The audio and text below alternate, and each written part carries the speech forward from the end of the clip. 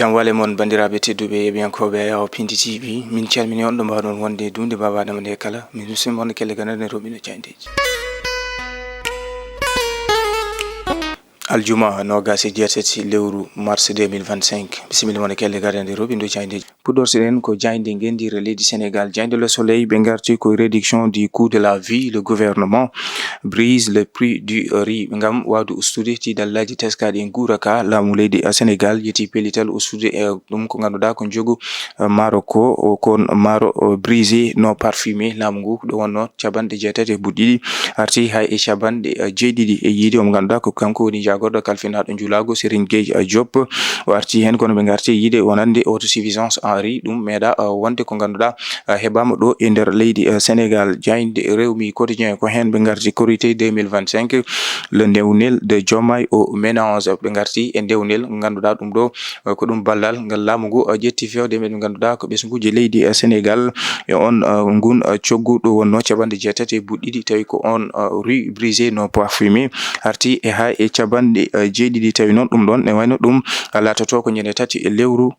avril fandu ndu. Jaynde Rewmi Quotidien arti hen. Jaynde Li Quotidien ɓe garti ko une interprétation de la loi d'amnistie les familles des victimes et des aveux. La société civile on interprétation de la loi d'amnistie ɓen ɓe ganduɗa ko ɓesguji mumen lorino ɗin jayaji ɗi ganduɗa mbaɗino 2021 2024 ɓe garti yiide wasde yadude e société civile ɓe garti yiide wonande alay saago laamu ngu wawa jokkude darde mum ɗo yaɓɓi ɗo wasa yaɓɓidde koyno e on interprétation de la justice ɓe garti kamɓe Li Quotidien e on loi d'amnistie interprétative nde ɗo fedde nde ganduɗa ko CNDHS ko kañumen kolliti alay saago ne wayno kan haala wawa tottede conseil constitutionnel wawa ƴewtade on loi d'interprétation de la loi d'amnistie. Jaynde L'évidence ɓe garti koye Air Sénégal caɗele teskade toon to banggue crise au sommet de la compagnie nationale Air Sénégal un bon pilote à bord ɓe garti kamɓe L'évidence e ko yoytino e toɗɗungol ngol hoorejo leydi ndi toɗɗi goto e ɓe ganduɗa ɓe kolliti ko ancien directeur général mo cadre mo ganduɗa de vie Amadou Ba mo garti wonande ɓen nden fedde nde ganduɗa ko tawetende e landa Pastef wiyetende ar sunu projet ko kañumen kolliti wasde ɗumen yadude on mo ganduɗa ko Amadou Ba gonnoɗo directeur général mo cadre vie moɓe kollitno noon ko gollotonoɗo e ancien régime mo Macky Sall. ƴeewen Jaynde Tribune Quotidien. Jaynde Tribune Quotidien ɓe garti koye coup des denrées de première nécessité une fausse baisse du riz en gestation ɓe garti koye e kan haala ka ganduɗa laamu ngu yalti to banggue ustugol kon maaro brisé non parfumé ɓe kolliti noon wonande kon maaro ne wayno ko caggal e leydi Inde jaaɓi jeygol maaro mum e yiide omo ganduɗa ko gaddowo maaro biyeteɗo Moustapha Tall. Tribune Quotidien kolliti wonande kon maaro riz brisé non parfumé ko hutorto ɗum e ɓesguji leydi Sénégal kewani e yiide Jaynde Tribune kono ɓe garti e on mo ganduɗa ko Abdou Nguer chroniqueur mo Sen TV caggal nde hetta ɓe garti wonande o heeɓi wellitade kono ha joni ko jokkuɗo dartade e kan haala ka ganduɗa ko ɗum woni ko halno fewde omo ganduɗa ko Azoura Fall. En ƴeewoyto Jaynde Source A. Jaynde Source A ɓe garti ko e l'amicale des femmes de la présidence jamais reçue par l'ex première dame Marie Khone Faye jeego puso e yiide Jaynde Source A nden fedde ɓe ganduɗa ko ɓe worɓe men golloto toon to galle lamborgo to kolliti Marie Khone Faye caggal nde bismiɓe ɓe keeɓi yewtide ko yitno noon to banggue wonande cadre de vie hani e plan d'action nden fedde nde ganduɗa ko rentinde ɓe worɓe men golloto toon to galle lamorgo to e yiide noon Marie Khone Faye ko jeewo mesalal kono ɓe garti kamɓe Source A e confidence détonante mo Cheikhouna Keita omo ganduɗa ko mennoɗo wonde commissaire mo leydi Sénégal arti jokkodiral makko e Ousmane Sonko hani yiddemo wadde intégré e landa Pastef jokkodiral makko e Guy Marius Sagna e jokkodiral makko Ousmane Sonko omo ganduɗa ko kañum tigi woni omo ganduɗa ko kay woni Cheikh Tidiane Dieye. Jaynde Source A arti hen. Jaynde Le Témoin ɓe garti koye après la controverse FMI Sénégal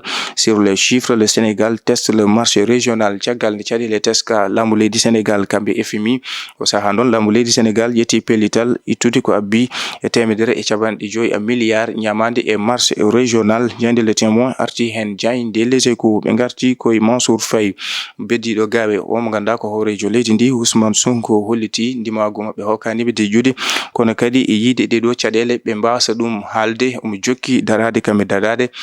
halde e caɗele wani e gueɗe ɗe ganduɗa o teskimo laamu nguɗo ana waɗa ɗum ko nonne jayde Les Échos arti e Diomaye Camara baɗo défendre mo ganduɗa ko kañum woni keblo baroɗe leydi Sénégal o mo ganduɗa ko Pape Thiaw e Sadio Mané mo holliri ko kanduɗo tottede teddungal caggal noon matchuji leydi Sénégal ɓennuɗi e balɗe ɗe jayde Sud Quotidien ɓe garti koye proposition de loi d'interprétative de la loi d'amnistie numéro 2024-09 ɓe kolliti le débat ne s'estompe pas ɓe kolliti kamɓe Sud Quotidien ha joni ne wayno kan haala ana jokki reɓreptude wertago leydi Sénégal to banggue kol huuli on loi d'interprétation yiide noon caggal nde ɓen ɓe ganduɗa ko pellel wona lamiyankoje mbaɗi rejeté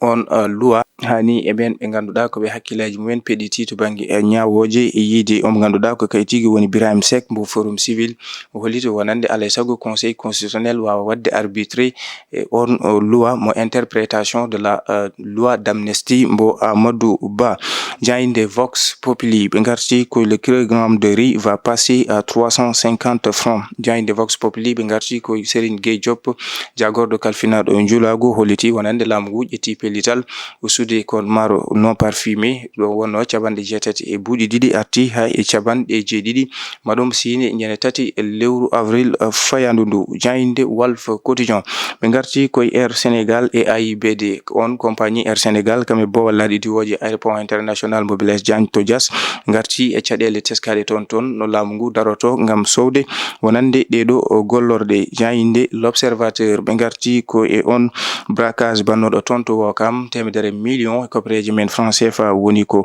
fawa wuja ɗum saabi noon enquête aji ɗi garti e ɓen ɓe ganduɗa ko ɓurɗo wattade on mo ganduɗa ko kay jeynoɗen koppereje pawaɗo jungo tawi ko kañum waddi malde omo ganduɗa ko Souleymane Ba nawnoɓe ɗen koppereje caɓanɗe 4 million ko fuɗɗi e yitede. Ƴeewen Jayde Le Quotidien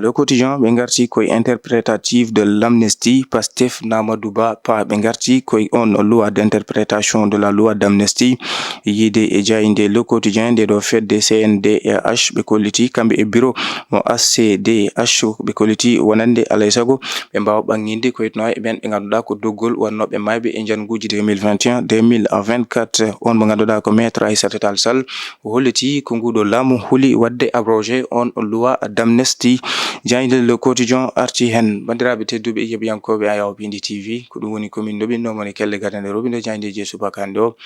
adi men ko altine pawɗo so hawre welede Allah.